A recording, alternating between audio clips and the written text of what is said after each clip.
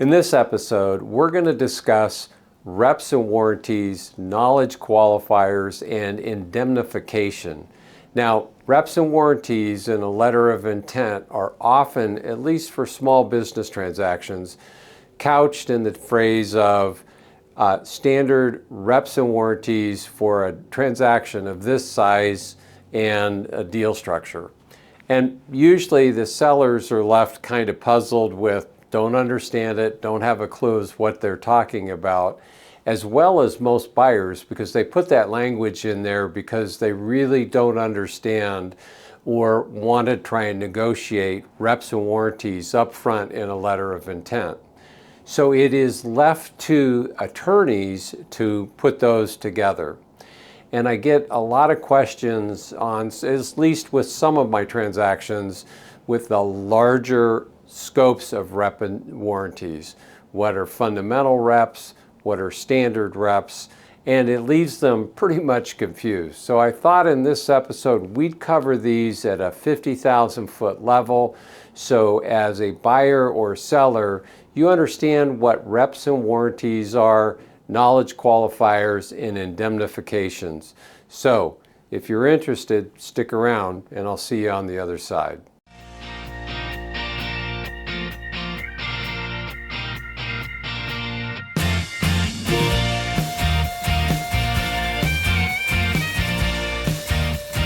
As always, if you've got a question as I go through this presentation, please just put the question in the comments below or simply just pop me an email and I'll try and get back to you as soon as I can. And if you get something out of this episode, hit the like and subscribe button. And with that, let's talk about reps and warranties. So first of all, at a 50,000 foot level, what is a representation? Well, it's a factual statement made by a party about a business as of a specific date and or after closing. A warranty is really just a promise that those representations are true and will remain true through the closing date or in some cases after. Let's talk about seller representations. The first one is really around ownership. You're representing and warranting that you actually own the company, that you have the authority to sell the company, and especially if it's a stock sale, that you actually formed it, all the books, everything's been kept up, and that the shares, there are no other outstanding shares and you're the only shareholder, or if there are multiple owners, that those are the shareholders of record. Financial statements.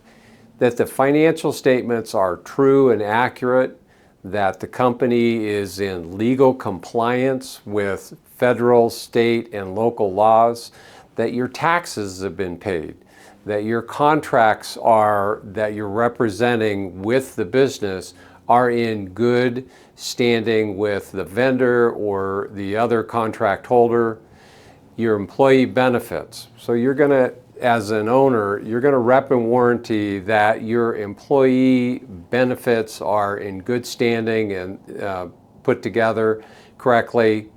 You don't have any litigation, so you're not being sued, or if you do, or if you know of a lawsuit coming, it's fully disclosed. Assets and liabilities are represented as is on the balance sheet. And here's a real quick example. Let's say you have inventory of $100,000. You're going to be representing that $100,000 in inventory is in good and usable condition. The same thing with the liabilities. If somebody's assuming the liabilities, you're going to be representing and warranting to the exact dollar and contract term of the liabilities. Or if you're selling the business on a debt-free, cash-free basis, that all those liabilities that you've listed and any other unknown liabilities associated with the business are paid off in full at time of closing. And then intellectual property. What intellectual property are you selling with the business beyond the company's website, customer list, and things of that nature? And then environmental matters. So if you are a manufacturer and you're manufacturing product and you've got some environmental capabilities or liabilities, those need to be known and disclosed, and may in fact trigger an inspection for those matters. So as a seller, you're repping and warranting that you own the business, the financial statements are true and accurate, you're in legal compliance with federal, state, and local laws, your taxes are paid, your contracts are valid, employee benefits are paid up and consistent, employee matters are dealt with, there's no litigation, that you've correctly stated the assets that are going with the business, intellectual property, and environmental matters. So those are the typical reps and warranties that a seller is going to make to a buyer. Buyer's representation. So buyers are usually going to make at least two reps and warranties that are pretty common. One, that they have the authority to actually enter into the agreement. So with most buyers, especially in small businesses, you're not dealing with the individual. The individual has formed a corporation, either an LLC, S Corp, or a C Corp, to actually buy the actual business. So they'll have an entity that they're representing and warranting that they actually have the authority to actually enter into the agreement and take control of the business. And then they're also going to rep and warrant their financial ability. Now there may be other things that the buyer is going to represent and warrant, but these are the two most common reps and warranties that a buyer is going to make to a seller. Now that we've talked a little bit about the reps and warranties between a buyer and a seller, let's talk about the types of reps and warranties or classes that are usually established. There are two. There's fundamental reps and standard reps. Now the fundamental reps are the large ones, and they really are around ownership of the corporation. So you as a seller actually own the company, you own the equipment, you own the shares, and you have the authority to actually sell what you're repping and warranting. So think about it. If you bought a house and that house, you paid $500,000 for the house, but you bought it from somebody that really wasn't the owner, you'd want 100% of your money back. And that's the same thing with fundamental reps and warranties with regards to the sale of a business. Again, the seller is repping and warranting at a fundamental level that they own the company, they have the authority to sell the shares or the assets of the company, they have title to those assets, and the last two are really around capitalization, if there's working capital going with the business, and taxes. So at a very high level, for most sellers, you should feel very comfortable with your fundamental reps and warranties, because you know if you own the company, if there were any other transactions involved, you know if you have the authority to actually sell, and you've got title to the assets. So you should feel pretty comfortable as a seller with reps and warranties at a fundamental level. But now let's talk about standard reps and warranties. Standard reps and warranties differ from fundamentals in that they're just a step down. So if you think about it, fundamental reps are the large representation that you own the company, you have the authority and capacity to sell it, that you own all of the assets and have title to them, and you can sell those as well. So that makes up the whatever the purchase price is that you're paying, the seller's paying for the business. A standard rep is representing and warranting at a different level, and that could be accuracy of the financial statements, compliance with laws, conditions of the assets. And again, I go back to the $100,000 inventory example that we used. that you're repping and warranting that there's $100,000 worth of inventory and it's used in good condition. Employment matters, and then contracts and commitments. So the difference usually comes down to between the standard reps and the fundamental reps around the cure if one of those reps and warranties don't happen to be true. In the fundamental reps, it's usually either the purchase price or something close to it if a fundamental rep is turned out not to be true. Whereas a standard rep, there can be an actual dollar limit or a threshold associated with each. So let's talk about that $100,000 inventory, right? So you repped and warranted that the inventory was $100,000 and it was in good and usable condition. And they go in, the buyers go in and they do an inventory that after closing, and maybe it was only $95,000 worth of inventory that was used in good condition. So how do you rectify the $100,000 rep and warranty to now the 95? Well, usually that's put against either a seller note or some agreement in the indemnification clause that's associated with the purchase and sale agreement. And we'll get into that in a little bit further detail. But anyway, standard reps, fundamental reps, and the next we're going to talk about is knowledge qualification. There's something known as a knowledge qualifier when talking about reps and warranties and indemnification. And in this, what you're basically saying is the seller had a certain level of knowledge, and there's really three levels. There's actual knowledge, constructive knowledge, and knowledge after due diligence. And the first one is preferable for sellers, not buyers.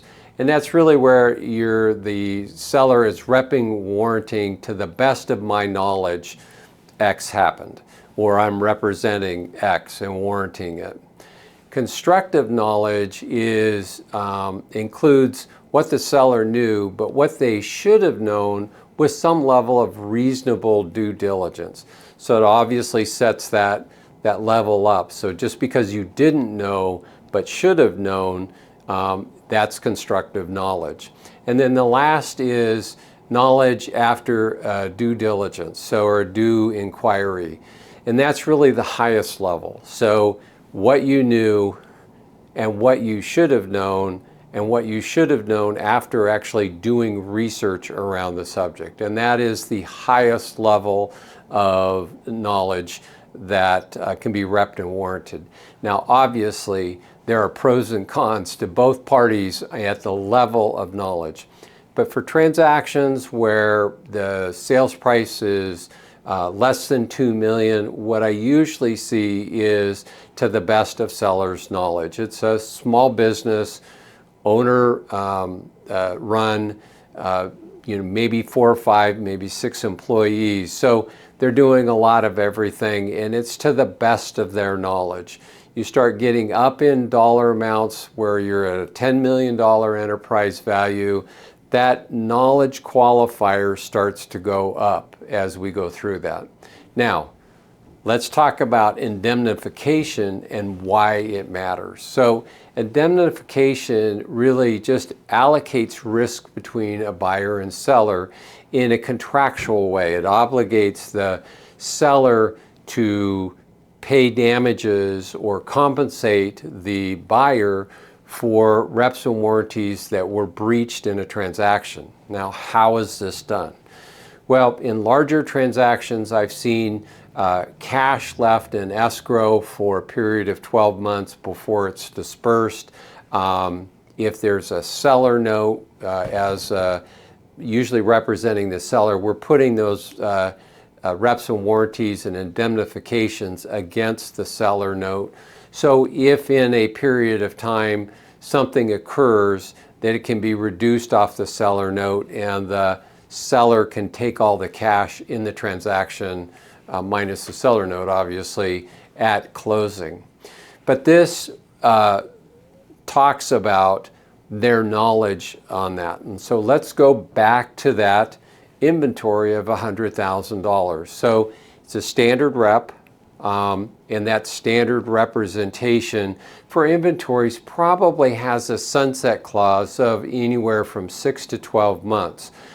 We have $100,000 worth of inventory that the seller repped and warrantied to the best of their knowledge. It was good and usable, and that has a 12-month sunset clause, meaning that after 12 months, if at 18 months the buyer figures out that there either wasn't enough inventory or wasn't in good and usable condition, there's really no remedy. They should have figured it out before that, and it limits the risk to the seller. But let's assume that it's that $95,000. Well, that's pretty clear cut. It's a statement of fact. It may be best to their knowledge, but in that case, it probably would have ended up where the seller would be forfeiting $5,000 off that seller note if that's where the indemnification clause put together. Another example could be around unknown liabilities, so that there's an unknown liability that comes in after the fact closing, and whether the buyer's handling it or the seller's handling it, it may come off the seller note as a remedy. So indemnification really protects the buyer from the breach of reps and warranties made by the seller. And for standard reps and warranties, there's usually a sunset clause associated with those. It can be anywhere, depending on the rep and warranty, anywhere from 6 to 18 to 24 months. And it may have a layered effect as far as what the damages are. So in some cases, if you've got something that came up and it was, say, $4,000, and in the purchase and sale agreement, there was a clause that basically said, you know, any of those type of issues that are breaches that don't, you know, amount to, say, $5,000 are not going to be pushed forward to the seller for cure. That's really called a threshold or a basket, where those types of things are represented one at a time, and they've got to reach a threshold of a certain dollar amount to hit the indemnification clause. What that does is it protects the seller from a buyer nickeling, diming every single issue that comes up and going through this process of using the indemnification clause. But it does protect the seller, or the buyer in this case, for any of those larger issues that come on to play. Now, I've been practicing M&A as a merger and acquisition advisor for a little over 15 years. And I cannot think of a single time in that 15 years that I've had an indemnification issue where it's got attorneys involved. Usually, if there's something involved in a transaction that's pretty transparent, buyer and seller get together and figure it out. And even those occasions have been very rare and few. So if you're a seller and or a buyer, but particularly if you're a seller and you're dealing with an M&A advisor or a broker, make sure that they're really competent in going through and assembling all of the data that they're representing and warranting in a data room, and that data room has been given access to the buyer for review, and that you keep records of that, because that will protect you on what you disclosed, how you disclosed it, and the fact that the buyer had access to it. So a little bit about reps, warranties, knowledge qualifiers, and indemnification. So if you got something out of this episode, hit like and subscribe. And with that, I'll see you on the next episode.